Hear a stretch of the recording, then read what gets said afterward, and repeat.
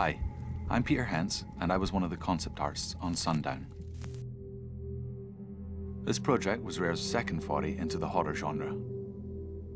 It was set in a world where a biological parasite which infects and mutates living organisms had caused a catastrophic breakdown of society. The concept art team were tasked to create a host of monsters that would shock and repulse the player.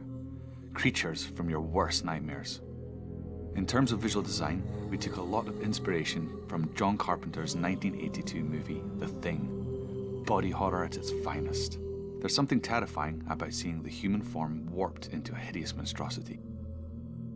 This sense of disgust was something we really wanted to key into in order to put the player on edge and instill a real sense of fear. Mother Nature also provided us with a great source of inspiration, and we drew reference from a whole host of weird and wonderful creatures, from larvae to deep-sea creatures, studying their strange forms and textures. Players would find themselves traveling through deserted towns and homesteads. The idea was that you could move around during the day, searching for medical supplies, food and weaponry. Ultimately, you'd have to find a place that you could fortify and rig with traps, because when the sun went down, these infected creatures would descend in their droves looking for their next victims. Thematically, we were looking at the source of the infection being linked to a parasite that contaminated the water supply. When it comes into contact with a host, it bonds with them and mutates their DNA, forcing physical mutation.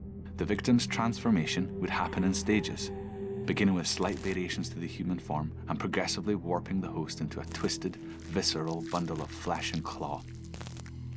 The host would take on the characteristics of the parasite: bumpy, translucent skin, tentacles, and sharp, bony protrusions. Like zombies from George Romero's movies, the infected were driven by the mindless, singular purpose to consume and could never be bargained with. One of my favorite monster designs was Fingerbelly. This poor guy has really had a bad time of it. Most of his body's been given over to this horrendous mouth. The mutations between bloaters would vary dramatically. Some would split in half to expose a large creature. Some appeared to look like pregnant women, which would crawl after you and spew forth a horrible mass of limb and tentacle. We also explored the idea of having infected children as an enemy. We called them crawlers. They were small, elusive, and fast, scaling any surface with ease, allowing them to ambush when you least expected it. Infected children were never as horribly disfigured as their adult counterparts, as their sole purpose was to transfer the infection. It created an uncomfortable dilemma for the player, as you naturally wouldn't want to harm a child.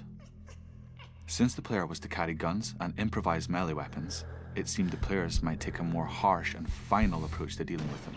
Ultimately, this didn't sit well with the team, and we decided to drop the idea of having infected kids. Sundown was a great project to work on, and even though it didn't continue, it was given a chance to shine in one of our studio's creative jams.